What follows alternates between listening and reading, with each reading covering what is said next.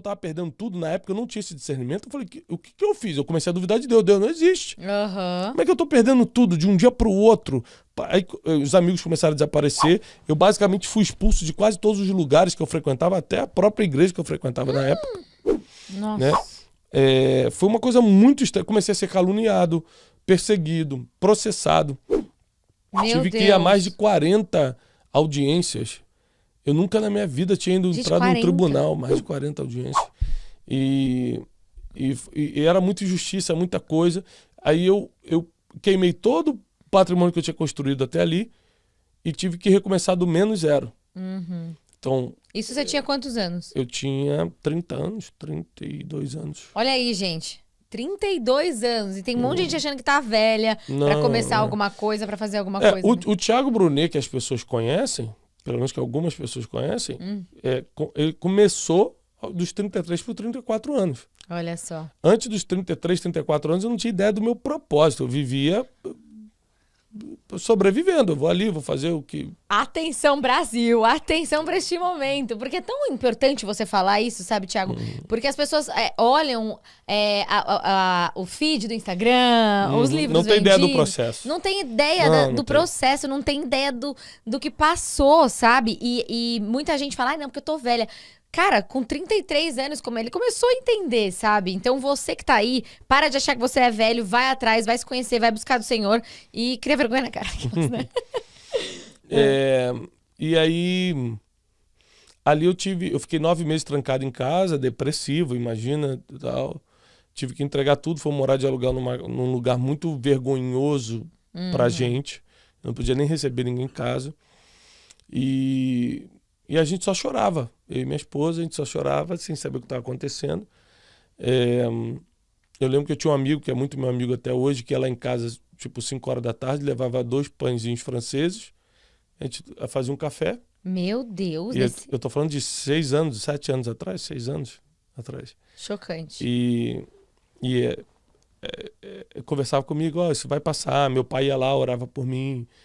E nesses 9 meses eu fiquei com muita raiva de Deus e comecei a ler a Bíblia para falar assim, eu vou desmentir isso aqui. Caramba. Porque se isso fosse verdade, eu não estaria passando toda essa humilhação. E aí eu comecei a ler a Bíblia com raiva, sabe? Frustrado com Deus. Eu falei, eu vou provar que isso é mentira. E cada vez que eu li a Bíblia, e eu lia assim muito, não tinha nada para fazer, né? Ficou 9 meses. Eu lia meses. muitos capítulos por dia. E aí eu começava a ser confrontado, mas isso aqui eu nunca fiz. Mas isso aqui eu nunca tinha visto. Mas isso aqui eu nunca pratiquei. Aí eu fui entendendo que a vida que eu levava era uma vida de doutrina e religião, não era uma vida de prática de princípios. Por isso que hoje eu prego muito sobre princípios, porque eu entendi que o que me fez viver as maiores decepções e perdas da minha vida foi quebrar princípios, porque seguir a religião eu sempre segui. Entendi. Então, a gente quer botar a culpa em Deus em coisas que, na verdade, a gente não fez, deixou de fazer. Então, eu comecei... Salmos começou a fazer sentido para mim. Você vê um homem poderoso como Davi orando, Senhor, eu queria ter asas para voar como uma pomba e desaparecer. Senhor, minha alma está na angústia, meus inimigos me perseguem sem causa. Você não consegue imaginar um homem tão poderoso como Davi, segundo o coração de Deus, falando isso, até você passar. Quando você passa, você fala, opa, eu tô me identificando com isso aqui. Provérbios começou a fazer sentido. Eu falei, caramba, eu quebrei por um monte de princípio que está em Provérbios e eu não pratiquei. Então, naquele momento, sem perceber, Deus estava me formando um comunicador, um pregador. Porque começou a entrar, debaixo de uma experiência de dor, um propósito muito grande. E eu lembro que eu me ajoelhei e falei, Deus, se você me levantar, ninguém que passar pela minha vida vai sofrer o que eu sofri. Eu vou ensinar essas pessoas a não passarem pelo que eu passei. Por isso que hoje eu falo muito de vida emocional, vida financeira, porque foi o que mais me machucou. Né? E de espiritualidade, porque eu duvidei de Deus. Né? Então, começaram a acontecer vários milagres na minha vida. Eu acredito em milagre por causa disso, não porque me contaram, mas porque eu vi na minha vida. Então, eu falei, vou começar a escrever um livro, já que eu estou em casa. Eu sempre tive um sonho de escrever um livro. Vou começar a escrever. Muita gente caçou de mim. Eu mostrei para uma líder na época. Ela falou, mas você é um cara quebrado. Quem vai querer ler esse livro, né? E tal. Caçou muito de mim e eu continuei escrevendo. e mandei para o Dr. Augusto Cury o que eu tinha conhecido ele na época da época empresa. Das viagens, né? Mandei para ele, ele me chamou para casa dele, fiquei 3 dias na cidade dele lá, e ele leu e falou, olha, tá ruim, mas você tem muito talento, você nasceu para isso aqui. Eu vou te ajudar, escreve que eu vou te ajudar. Eu escrevi, ele fez a indicação de contracapa do livro, me ajudou a construir a ideia de escritor que eu sou hoje. Lancei, e quando eu estava escrevendo o livro, duro, sem assim, condições nenhuma, eu recebi uma ligação de uma pessoa que eu nunca tinha visto na vida, de uma cidade que eu nunca tinha ouvido falar, e falou, olha, tô sabendo que você está escrevendo um livro de desenvolvimento pessoal, mas é com princípio bíblico, né? Eu falei, quem te deu o meu telefone? Foi o fulano, ele falou o nome de um cara que eu conhecia. Uhum. Aí ele falou assim, você tem como entregar aqui 600 livros? Eu falei, mas eu estou escrevendo ainda. Você apressa, porque eu vou depositar já na sua conta. Aí foi tipo assim, 20 mil reais. Imagina, tipo, eu quebrado. Assim? Eu falei assim, Deus existe. Deus existe. Agora, uma coisa que é importante lembrar.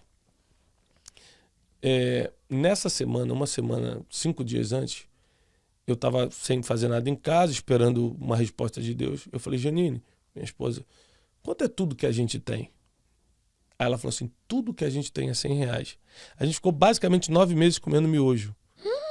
E eu sempre falo isso, que um dia eu vou escrever um livro chamado Um Miojo para Dois, que é a história dos 9 meses, eu e minha Janine, e minha esposa, em casa.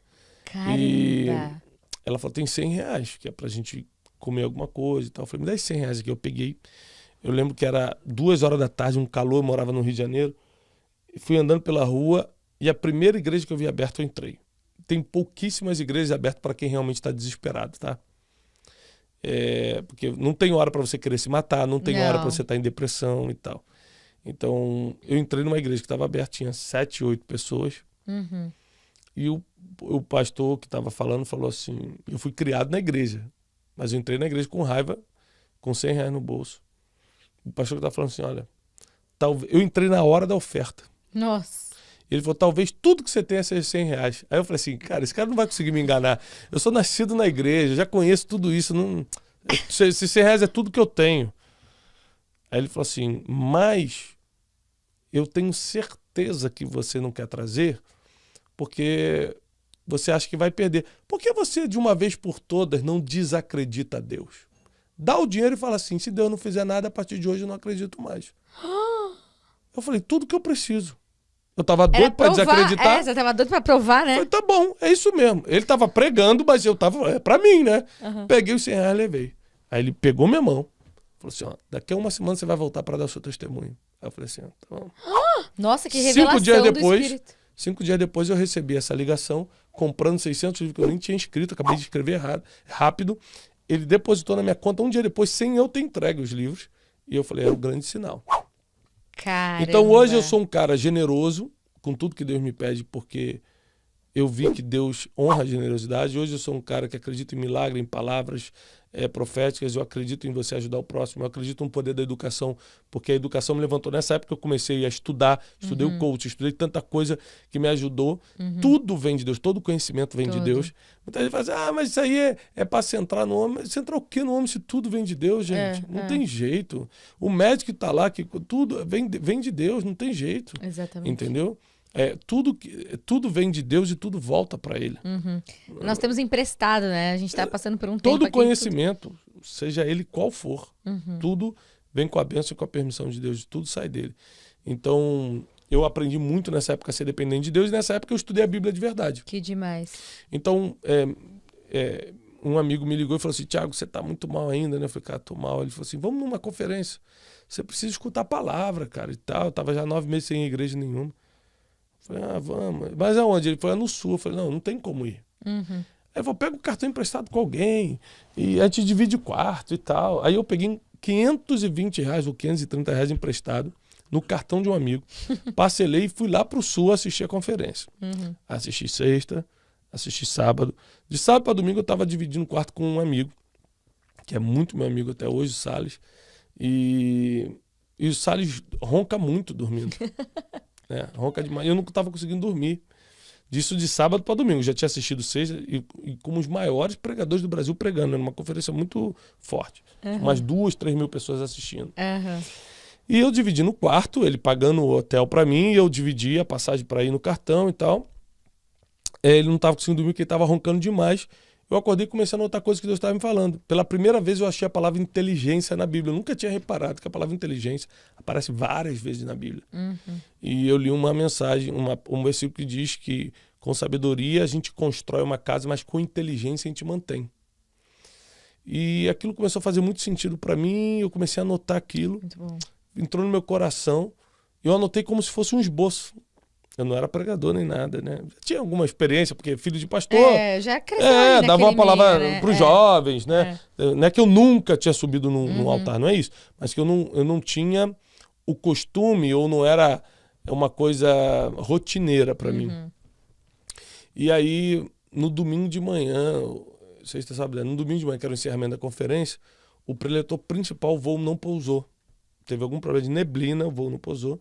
E o organizador falou assim: você tem aquele livro que você está escrevendo, tá aí? Eu falei: a gente buscou na gráfica. Ele falou assim: faz o seguinte, dá uma enrolada de 20 minutos lá, porque enquanto o cara pousa para te trazer ele para cá, aí fala alguma coisa aí. Do seu livro, né? De qualquer coisa. Fala qualquer coisa. Eu peguei e falei o que Deus tinha me dado na madrugada. Falei sobre inteligência. E ele me deu 20 minutos, eu entreguei a palavra em 19 minutos. Esses 19 minutos mudaram a minha vida, porque quando eu desci, eu tinha 72 convites, 72 em um dia, para começar a viajar ao Brasil e levar esse tipo de mensagem.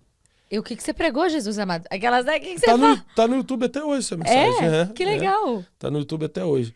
E eu falei sobre você usar... basicamente eu falei que a fé resolve o impossível e o possível é a função da sua inteligência. Não adianta você pedir coisas para Deus que você tem que fazer. Muito bom. Entendeu? Deus, ele pensa em você, mas não pensa por você. Uau. Então tem coisas que você tem que pensar, você tem que fazer, né? Jesus pode te perdoar, mas ele não pode perdoar por você. Você vai ter que passar pela vergonha, pela humilhação ou pela força de vontade de pedir perdão. Sim. E inclusive é uma das condicionais mais sérias da Bíblia. Jesus falou: se você não perdoar, eu também não te perdoo. É duro, mas está escrito. Então, perdão é uma condicional muito séria na Bíblia. Sim. E aí, aquilo mudou minha vida. Eu comecei a viajar a vários lugares. Que demais. E com esse livrinho, debaixo do braço, o Janine ficava no telefone, atendendo as chamadas do Brasil todo. E falou: ele pode levar os livros? Pode. Falei: Thiago, aqui é 100 livros. Botava na mala e não sei o quê.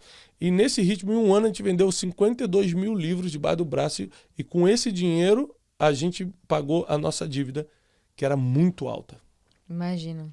Só que nesse um ano, assim, é que o testemunho é muito longo, né? Esse um ano eu sofri pressão, ameaça, gente me caluniando, gente falando: você não pode pregar, não, você deve, não, você é isso. Tudo que você imaginar, tentaram me destruir de todas as formas, e eu só continuava caminhando. Eu sempre falo isso: se alguém te criticar muito, continua caminhando. Se alguém te elogiar muito, continua caminhando. A crítica e o elogio tem o mesmo poder de te paralisar. Então continua caminhando em cima daquilo que Deus falou, independente de críticas ou elogios. Eu não caminho pelos elogios que me fazem e não deixo de caminhar pelas críticas que me fazem. Eu simplesmente caminho naquilo que Deus colocou no meu coração. Porque no final dos tempos, Deus vai me julgar pelo que Ele mandou fazer, não pelo que as pessoas me pediram para fazer. Uau. Então eu confio no que Ele falou. E a gente, passo a passo, foi crescendo, ajudando pessoas até chegar até aqui. Nossa, sensacional.